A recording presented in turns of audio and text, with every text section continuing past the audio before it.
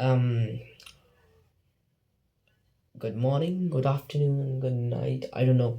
It's actually night here, so I'm just gonna say good night, people. We don't go. So today we are going to talk about a very interesting topic per se, which is Albert Camus and absurdism. Now, to mention specifically, Albert Camus is my favorite philosopher. His vibe vibe matches with mine quite much. So it's going to be a very interesting video, and in the future also there are going to be quite a plethora of videos on Albert Camus. So you have to bear with me, guys. So I'm very excited for this video, and I just got idea like let's make a video on Albert Camus. Why won't we? I mean, he's the favorite philosopher. I haven't done any video on him, so let's go. Before starting, you might think that this is the first video on my channel, but this is actually not. This is actually, I think, so fourth video on my channel, because my previous channel was philosophism, and I did reboot of my account, and everything was gone. Like, I don't have any password for that channel and anything. So I think I should continue by this method. I mean, new channel. So if you find that channel, it's up to you if you have to support it or not, because there are 3 videos. I think there are some basic topics about morality and Slavoj Zizek, decoding Slavoj Zizek. But let's get to the main topic. So guys, I've prepared a little script, and I'm going to read up it and explain everything. So don't worry, like, this is going to be a chill explanation because it's my favorite philosopher. Now, you guys think that philosophy is quite difficult, and philosophy, like, people when talk about philosophy, they think that it is necessary to use fancy words, but it's actually not. It's actually not. I mean, first of all, philosophy is not an academic thing. Even your father can do philosophy. Philosophy just means love for wisdom. It's a Greek word, actually. So what does that mean? Wisdom can be any type. I mean, I have to quote Slavoj Zizek on that one. That is, I too don't believe in wisdom. I mean, wisdom is just a very subjective thing. Then there is no ultimate wisdom of life. No ultimate wisdom. Because, first of all, like Slavoj Zizek explained that there can be many, interpretations of wisdom. I mean, if I say right now that why focus on these worldly pleasures when you can think beyond them? It's wisdom. It's a type of wisdom. I mean, people would believe it, isn't it? Then I would say that why go after the the higher goal when the main goal is entangled with these worldly pleasures and small things you do? This is wisdom. Again, wisdom. So it's a subjective thing, not an objective thing at all. That's wisdom for you guys. Now let's shift back to our main topic. Now, I've explained that philosophy doesn't actually need to be fancy always. Then, honestly, most philosophy starts in places we all know: confusion, frustration, disappointment. We start to think at those moments.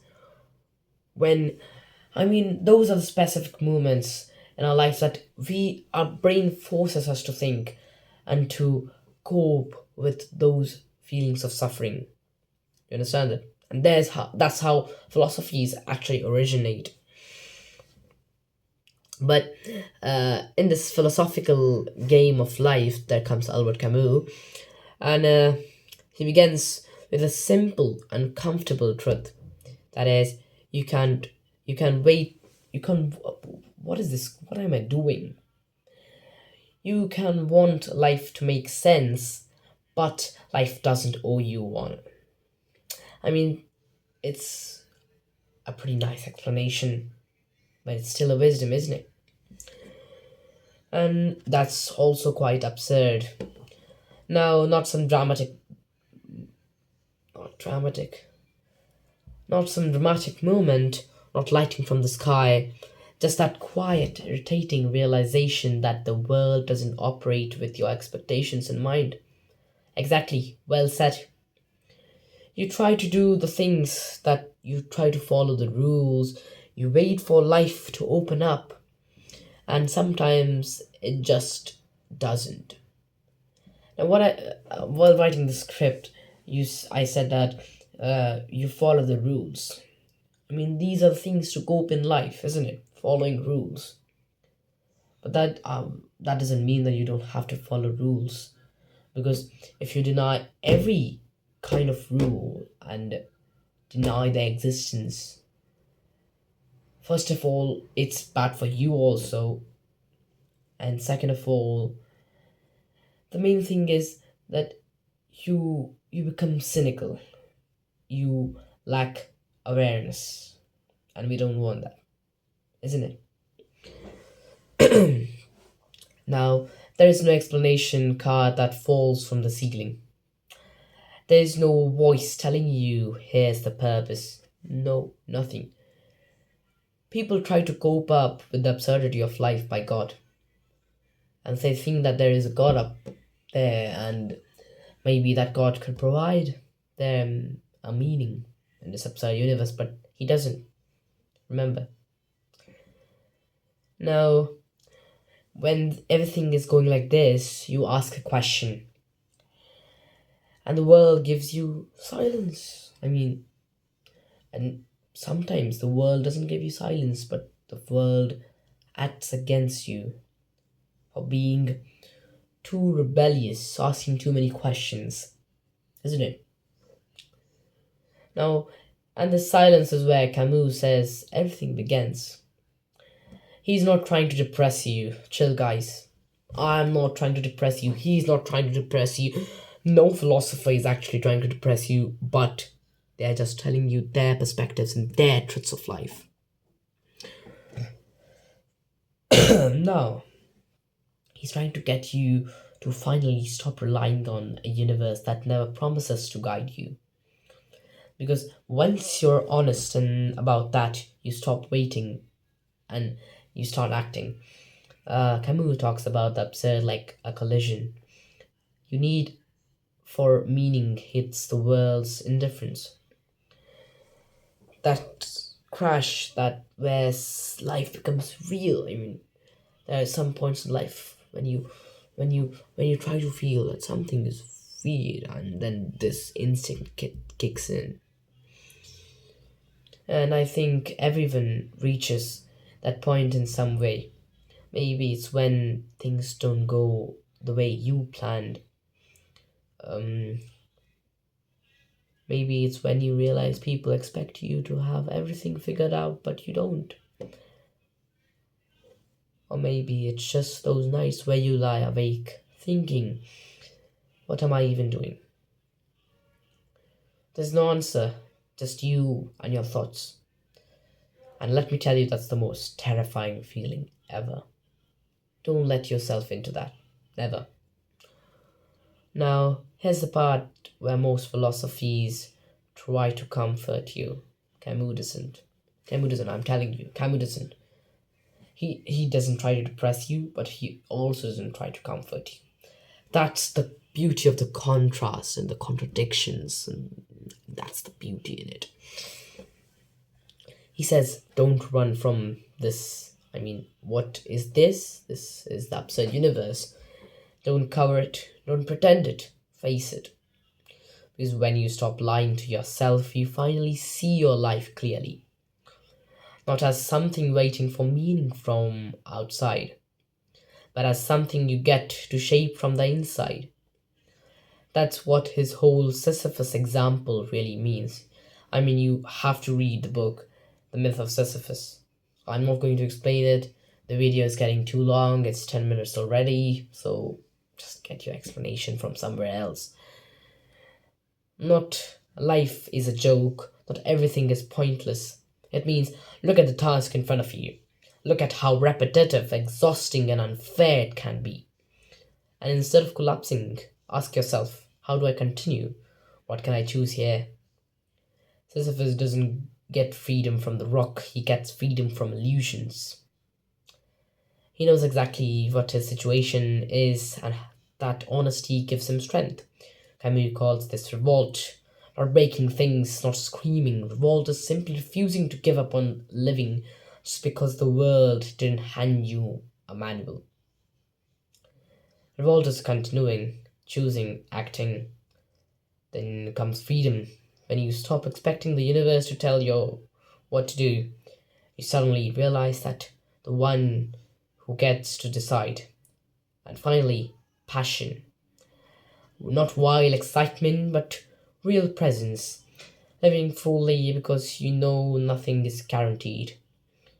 At the end of all this, Camus leaves you with a message that is strangely empowering. Life may not come with meaning, but you are still capable of creating meaning. That's the beauty of absurdism, and also existentialism in some way. Not because the world gives you permission, because you're alive and aware and capable of choosing your own response. The absurd isn't the end of the conversation, it's the beginning. It's the point where you stop waiting and start living in your terms, with clarity, with honesty, and with the courage to make meaning where none is given. And to me, that's the one of the strongest philosophies there is. I believe absurdism is the most strongest philosophy there is. I mean, it's what did I do just right now? Let it be. It's not comfortable. It's not soft. It's not real. No, it is real actually. Now, that was all of the script. I think you liked me yapping about Albert Camus, because none of people around me like me yapping about Albert Camus. They know about the bond Albert Camus and I share, but not exactly what Albert Camus really means. Now, I mean, I'm still learning YouTube. I'm just shifting my focus a bit, but I'm still learning YouTube. And I mean, what is YouTube exactly and how to get views, but that's not the main point actually, guys. Even if there are like a couple of thousand subscribers, but they listen to my work diligently, that is all I need actually. Because I don't care about the people who don't care about my work, because I'm doing that very passionately. And even if it seems I yap, I do not I yap. And I mean, the main idea behind this channel, guys, is it is to uh, explain philosophies in a simpler manner, in a more enjoying manner, but it's also to, you know, record my life. I mean, I'm 14 currently, and I think I'll continue this channel. And now this is going to, record all my years and my experiences, and also how my maturity has advanced, and what my knowledge of philosophies has led me to, and also if I'm an atheist in the future or not, because I am currently. So I think that's it, guys. It's about 15 minutes of the video of me yapping. I hope you liked it, and that's it. Bye.